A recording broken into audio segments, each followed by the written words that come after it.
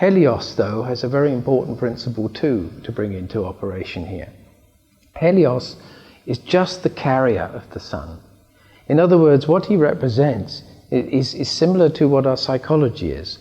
Our psychology carries consciousness in a particular form, but it isn't actually consciousness itself.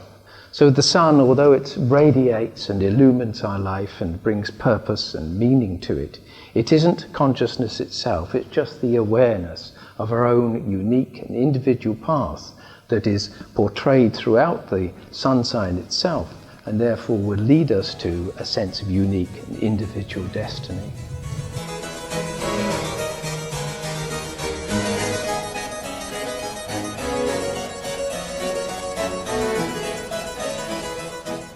After the seventh sign of the zodiac, obviously comes the eighth, Scorpio. The seventh, however, is that which ascends into a kind of cosmic ideal. It's an air sign, and you can think theoretically about things. It ascends to a kind of cosmic perfection of balance and justice. But in Scorpio, we come back down again into the subterranean realms of feeling, but this time we go deep.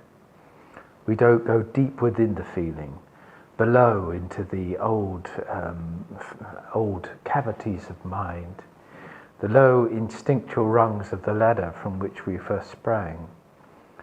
We find that in this deep depth, various archaic deities, such as Hecate, who rules over the rather dark aspects of life. She rules over childbirth, and she rules over those powers of nature beneath the earth. She has strong affinity with Pluto, who is the god of death. Not death entirely as just the end of life, but as the end of something and the beginning of something else. We'll return to that when we look at Pluto and Scorpio later.